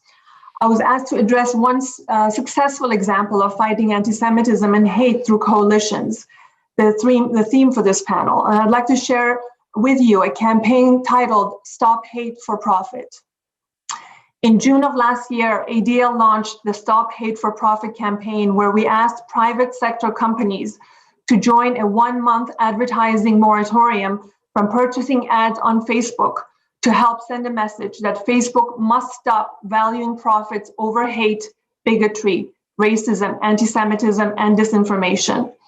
The Stop Hate for Profit Coalition was created through a strong coalition made up of a combination of diverse US civil rights and anti-hate organizations. The ADL, Color of Change, Common Sense Media, Free Press, LULAC, Mozilla, NAACP, National Hispanic Media Coalition, and Sleeping Giants. We forced an unprecedented public examination of Facebook's deep harms to marginalized communities and to the health of our democracy. This didn't happen overnight. It was built on years of campaigning by civil rights organizations, media responsibility groups, and Black leadership. Before these efforts, Facebook fiercely opposed civil rights protection and totally expunged hate unless there were public relations crises to handle. But our forces, combined with the support of more than 1,100 companies, including major global corporations and small businesses, more than 100 nonprofits, including racial justice, human rights and labor groups, religious organizations, and countless individuals, we sent a clear message to Facebook's leadership. This does not stand with our common values, and society is no longer willing to tolerate your inaction and profiting from hate and misinformation. Since the start of our campaign, some of the most iconic brands in the world have pulled millions of ad dollars from the platform. Stop Hate for Profit has already forced Facebook to make a series of concessions to long-standing demands of civil rights organizations. They announced the creation of a senior role to oversee civil rights. They established a dedicated team to study algorithmic racial bias. They publicly released their long-delayed civil rights audit that demonstrated their vexing policy decisions were setbacks for civil rights. And they took long overdue action to remove violent white supremacist groups, armed militias, and hateful content, including Holocaust denial. If not for Stop Hate for Profit and this extraordinary coalition of businesses, nonprofits, and consumers, none of this would have been possible. So with all these steps, this is still not enough. Coalitions can make impactful change, even on the most powerful corporations, if the demands are specific, widely shared, and strategically targeted. In this case, to Facebook's bottom line. Thank you. Thank you very much for that grassroots example for us. Appreciate it very much. We have 9 minutes left and we have 4 speakers, so I'm going to ask each of you to try to keep to 2 minutes each. The next speaker is from Kazakhstan, Ms. Karlagas Khalil Alhanova. Please unmute. Добрый день, госпожа председатель. Я представляю Центр первого президента Республики Казахстан по развитию межконфессионального и межцивилизационного диалога. И от имени всего нашего большого народа казахстанского и нашей страны позвольте приветствовать участников этого авторитетного совещания. Своевременность и необходимость дискуссии на тему антисемитизма чрезвычайно высока. Реальные события в отдельных государствах, где на фоне пандемии коронавируса в нарушение прав человека развернулись акты антисемитизма, нетерпимости и дискриминации религиозных общин, заставляют задуматься не только весь народ, но и принимать государством необходимые превентивные меры. В этой связи, следуя основному концепту данной панельной сессии, я бы хотела рассказать о тех мостах, которые наводит наш Казахстан для того, чтобы проблемы, связанные с радикальными проявлениями в религиозном конфессиональном поле, не присутствовали. В этой связи, в рамках основного концепта данной панельной сессии, я бы хотела сказать о том, что Казахстан в течение 30 лет позиционируется в мировом сообществе как страна, которая является общим домом для представителей 18 конфессий, где вероисповедание иудаизм является уникальной гранью мозаики конфессионального пространства казахской земли. В этой связи с 1992 года, как одна из мер, было принято решение по инициативе первого президента проводить День духовного согласия, который объединяет представителей всех вероучений. Как вы, наверное, в курсе, в нашей стране в мире согласия проживают представители 130 этносов, и 18 конфессий, которые объединяют порядка 4000 религиозных организаций. Казахстан исконно является светским государством, но, однако, свобода личности в вере Всевышнему также защищены законом и нормами права. В обеспечении территориальной целостности, мирного и стабильного развития Казахстана неоценимый вклад еврейской общины нашей республики. Главный раввин Казахстана, его превосходительство Ишая Коган, с 1994 года возглавляет еврейскую общину. РБ является активным участником секретариата съездов лидеров мировых и традиционных религий, активно участвует в работе Ассамблеи народа Казахстана, консультативно-совещательных органов на центральном и местном уровнях. Сегодня в Казахстане успешно действует 7 еврейских местных религиозных объединений и 6 синагог. Проблема антисемитизма не является проблемой казахстанского общества. Иудаизм во главе с РБ свободно осуществляет свою деятельность в распространении вероучения, социокультурной, милосердно-благотворительной, общественно-политической деятельности. В рамках наведения моста между обществами и государствами важное место занимает съезд лидеров мировых и традиционных религий. Работа экспертного сообщества в течение 2 дней показывает, что многие представители, которые сегодня участвуют на данном мероприятии, они являются участниками съезда лидеров мировых и традиционных религий. Я бы хотела сказать о том, что на созыве межрелигиозного саммита Казахстан уделяет большое значение участию главного раввината Израиля. И в этой связи главы делегации Ашкеназского и Сефардского раввината в Израиле во главе со своими духовными лидерами, они входят в руководящий орган съезда, Совет религиозных лидеров, и принимают важные решения по организации межрелигиозного и межконфессионального диалога на пространстве как ОБСЕ, так и мирового сообщества.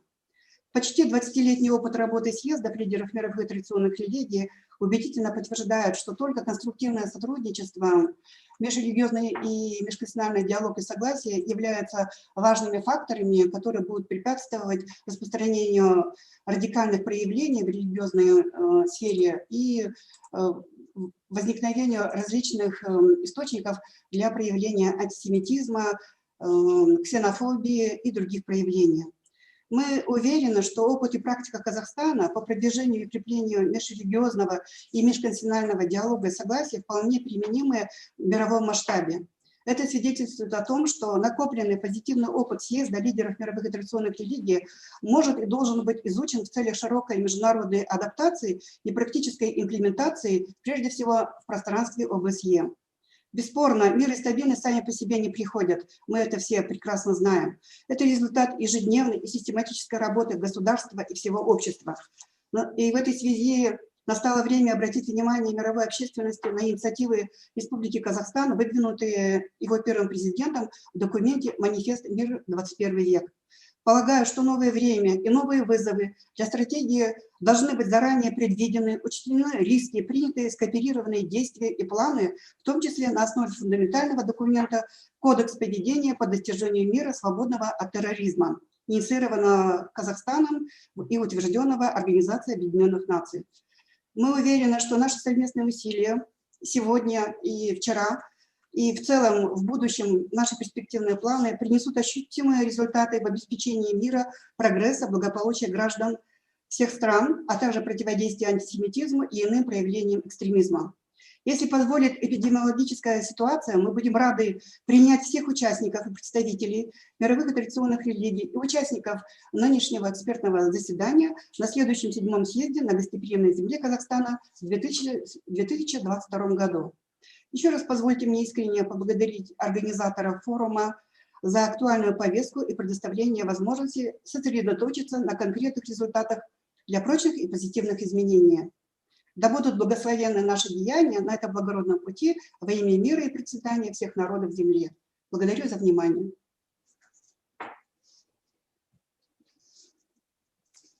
Thank you very much. Our next speaker from the United Kingdom is Lord Mann. Would you please unmute? Thank you for this opportunity to say a few words. I just wanted to say something about our use of the IHRA definition of anti-Semitism. We were the first government in the world to adopt it. But far more importantly now, every single political party present at Westminster has adopted and is using the IHRA definition of anti-Semitism.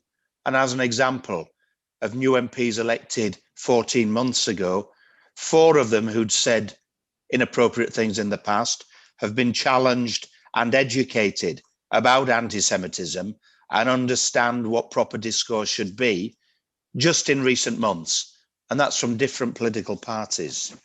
We've taken it to the universities. We now have 80 UK universities who've adopted and are using the IRA definition of anti-Semitism in their work with students, civilizing the discourse in universities. I'm confident that we'll have every single British university adopting and using the IRA definition in the not too distant future. And we've taken it into football. We now have the Premier League, all the famous Premier League clubs whose names you will know have adopted IRA, are setting up and running programs related to it. All our anti-racism training is been using the IRA definition.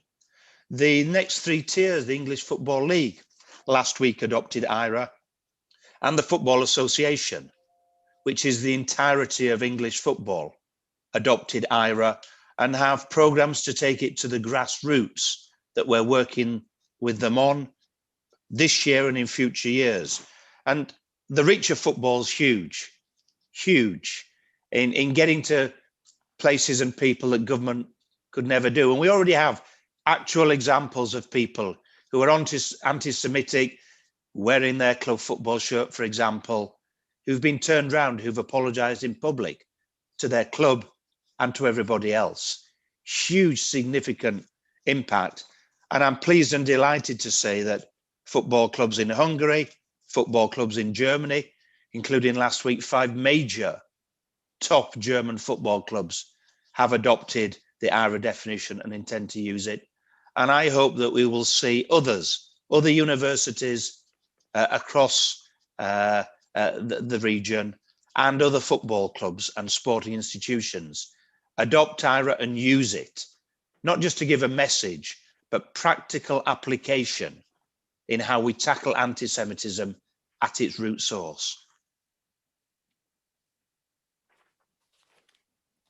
Thank you very much. I know that Dr. Shahid, who recommended states adopt it, we're very pleased to hear how broadly civil society organizations are as well, and very much appreciate these comments. The next speaker on my list, we have just a few more minutes, from Germany, Karina Hausemeyer, representing the German IRA presidency.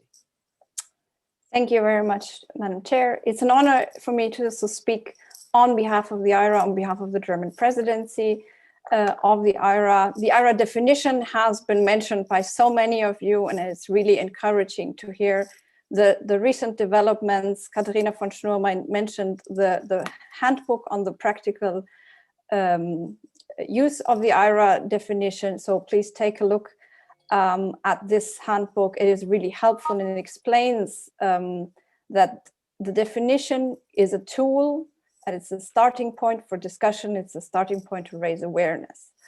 Germany has taken over the presidency of the IRA next to other presidencies to also create the synergies we have been talking about. We have had the EU Council presidency at the moment chairing the Committee of Ministers in the Council of Europe. And it is exactly with this in mind that we want to foster the common fight against anti-Semitism. In the IRA, we have started a global task force against Holocaust distortion, because we believe Holocaust distortion is a key, fighting this is a key, countering Holocaust distortion is a key element in fighting anti-Semitism. Coalition building was very important in this. We have launched recommendations for policy and decision makers recognizing and countering Holocaust distortion. This was published in partnership with UNESCO. Last week, together with UN and UNESCO, we have organized a commemoration ceremony and a panel discussion on this issue. And together, it has already been mentioned, but I want to underline this again, together with the UN, UNESCO, and the EU Commission, we have launched the campaign hashtag protect the facts, and more information about this can be found on a website which I'm going to share immediately afterwards. Thank you very much. Thank you very much. And there have been several items posted in the chat and online here, and I commend them to different participants. We've come to the end. Actually, we're over time in this panel, but it's been such a rich panel discussing the goals, the need we had to define the problem, to seek trust, both from grassroots organizations, communities, and reaching all the way up to regional and international organizations in the process.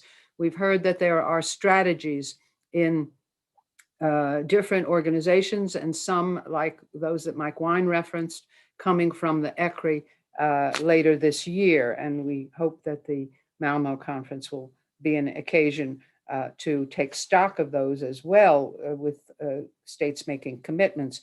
We've heard of the commitments to the use of the definition, to develop strategies, and a variety of pragmatic arrangements that have been undertaken with different groups. One thing we have heard from the grassroots is that resources are not always there to carry out the work, to reach out, to make the coalitions as effective as they could be. And so it would seem to me that further attention to these kinds of tools may also be something that we'd like to focus in on. But we've had a very rich display of how regional and international organizations are engaging, taking leadership, and providing guidelines and guideposts for action by anyone who's concerned about combating anti-Semitism, intolerance, and xenophobia of all kinds. Thank you very much. I want to thank all of the panelists for participating. And as time is very short, I'm going to hand back to Ulrika Sundberg. Thank you. Thank you, Felice, and thanks to all the panelists and the rich contribution from the participants. As you can see, we're running against the clock, so I will hasten to just thank everyone, and I will now also signal that the list of speakers is closed. So those who would have liked to make a statement are welcome to send in their written statements to the OSCE website, and we will circulate it to all participants. And normally we would give a round of applause to all the panelists.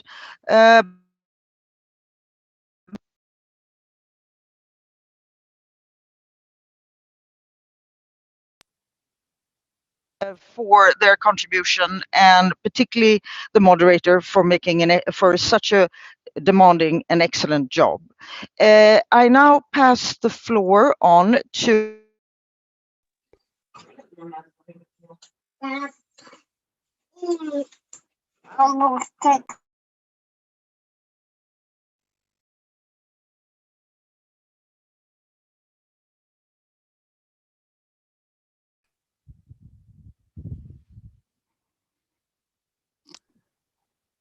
I didn't, well, good afternoon, everyone. I assume it's my turn. According to the agenda, I didn't quite hear the final words Ulrika mentioned, but I assume it's me. Anyway, there isn't a huge amount of time. Ulrika and Rabbi Baker are due to close this second day and then the entire event. But as we have heard in these 2 days, a huge amount of ground has been covered. It's been a rich, fascinating, dynamic conversation. I am no way going to attempt even the briefest of brief summaries, except to really bring forward a few points in light of what has been shared, and to build on those points that have been shared. Firstly, to say it is very, very clear that we will only defeat the scourge of anti-Semitism unless there is a shared, collaborative, unyielding commitment on the part of all relevant actors. That goes without saying. We've explored and examined why this issue of anti-Semitism is not just a problem for the Jewish community alone. We have heard that it is toxic to democracy. It's a threat to democratic societies, to security and stability of societies. And the point has come out, and I want to reinforce this, is that many of the ideologies that have anti-Semitism as a foundational central element also embrace intolerance against Muslims and anti-Muslim hatred. They also embrace and promote racism, xenophobia, anti-Roma hatred, intolerance and hatred of LGBTI communities and individuals, and also discrimination against people with disabilities. So where there is anti-Semitism, and we've heard there doesn't need to be a Jewish community for there to be anti-Semitism in society, there are likely to be other discriminatory ideologies and forms of bias. That is a very centrally important point. That's why this is a shared commitment on the part of all of us. We've also considered how we build this commitment in action, how we strengthen it, how we sustain it, how we extend it, the range of actors involved. Yes, in the multi-stakeholder approach, there is room and space for all. And the point, I think the very important point that came out today is, but that should not be to obscure the primary responsibility under international law of governments. The power and value of the human rights approach, particularly strongly stated by Dr. Shahid. The primary role of governments must not be obscured by a multi-stakeholder approach, however important that is, and it is, of course, hugely important. But when we think about coalitions, when we think of the range of actors, we must think creatively. We must think about who else should be brought to the table, who is missing from this collaborative effort. And I was particularly taken by one of the closing contributions from Lord Mann around the work that has been done in the UK, in England and Wales, to engage the Football Association, the Premier League, the Football League, all the big clubs. As we heard Lord Mann say, I won't recite their names. We watch them day in, day out, even during this pandemic, for many reasons. But one is the prevalence, the lamentable prevalence of anti-Semitic, racist chanting in football stadia. Very, very damaging. It is frightening. It is remorseless, and it needs to be combated. But also private actors, social media companies, yes. What about businesses? What about entrepreneurs? What about employment practices and environments that do not sufficiently address, combat any lurking anti-Semitism in their midst? So those actors need to be brought into the work.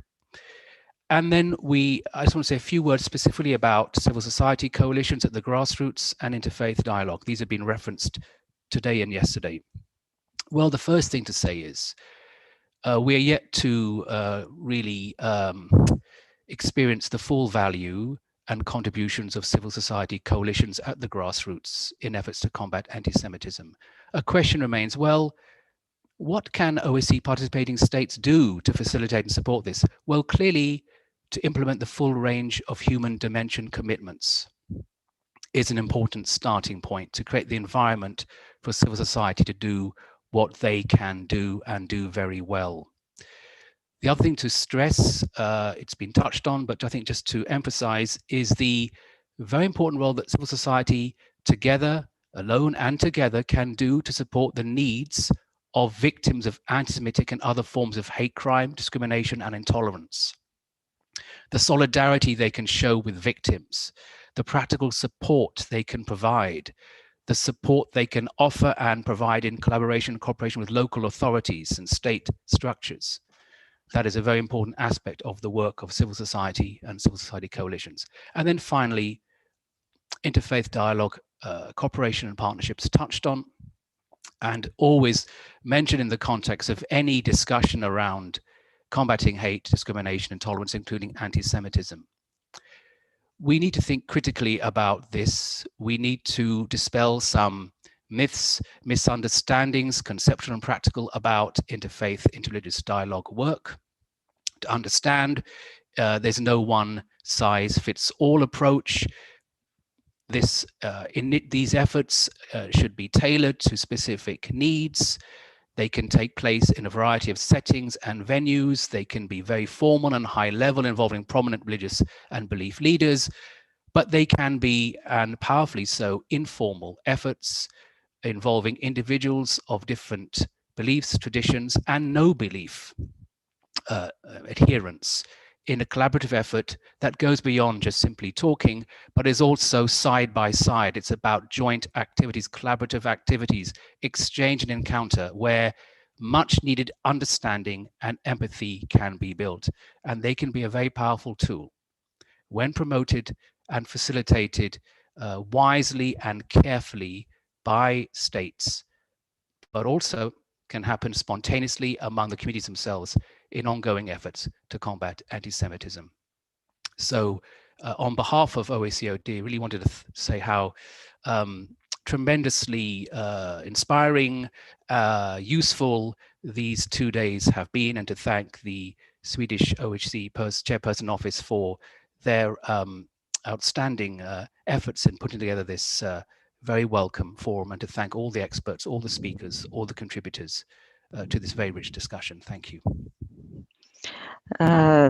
Thank you, Kishan. And now I give for some final word to Rabbi Andrew Baker, and then I will have to close this session. So you have a couple of minutes, Andrew.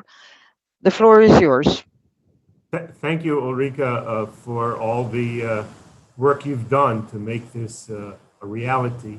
I think we've heard quite a 2-day contribution of so much that can be done, but really looking back, so much that has been achieved over these last number of years.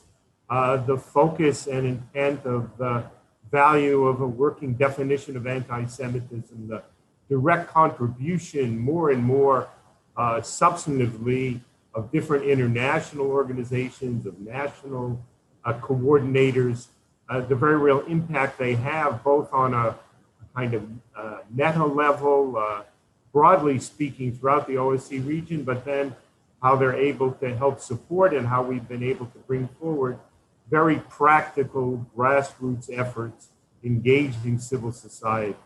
I would just, in concluding, say that what began this afternoon or this morning for those of us across the ocean with a brief description of the Malmo International Forum in a way lays out a very good opportunity for work in the months ahead. The idea of having clear and concrete commitments to come forward by various governments, organizations, civil societies to that October forum, I think will help energize all of us to work together cooperatively, but with a clear purpose of pushing that we get those strong and clear commitments brought forward come October, when I know we all hope we can be sitting and meeting physically together, not only as we've been forced to do in our new virtual world. So again, thank you to all the participants, and Ulrika, to you in particular, for all the work you did to bring this expert meeting to a very important reality. Thank you, Andrew. And now it's my honor to close this session. I want to, of course, emphasize that we will make a summary report of the discussion. It's a very rich discussion, so it's really going to be a summary report, but at least I think it will allow us to have some takeaways from this expert meeting, and as Andrew said, some to always also take forward into the following processes that we anticipate, notably the working group in the EU, but also the Malmö International Forum on Holocaust Remembrance and Combating Antisemitism. On behalf of the Swedish OSCE chairpersonship, I want to thank a number of actors who have made this meeting possible. I want to start off with the interpreters and of course the technical team who has allowed us to meet in this new virtual world. I want to thank the moderators for a work very well done and not under some challenging circumstances. I want to thank all the panelists for taking their time and contributing with their insights and wisdom. All the participating states for sharing experiences and views, all the Jewish organizations, all the grassroots organizations, all the civil society, academia and experts for participating and contributing to our event. Of course, I also want to thank the ODIHR staff for their excellent collaboration and support to this event. Without it, it would not have been possible. I also want to specifically thank the two rapporteurs that have helped us to cover the two sessions. Christoph Essert from the Permanent Mission of Germany to the OSCE and Ms. Tamara Ognjanovic, sorry for the mispronunciation, from the Permanent Mission of the Republic of Serbia to the OSCE, who has been generously agreeing to take time and assume this role of rapporteur. A special thank also to my colleagues at the delegation in Vienna and to the OSCE task force in Stockholm for ensuring the holding and the smooth running of this expert meeting. I want to particularly acknowledge Therese Svensson, Rebecca Söderberg and Jan Haukas for their support. And I truly hope that next meeting that we will hold will be in real life, and that we will be able to do this before the end of this year. So now with this, next time we'll have a coffee, we'll have some chats in the corridors, and I'm sure we will make even more progress on our common fight against anti-Semitism. But until then, thank you. Spasiba bolshoi. Have a good evening, a good morning, and goodbye, and до свидания. See you very soon. Thank you.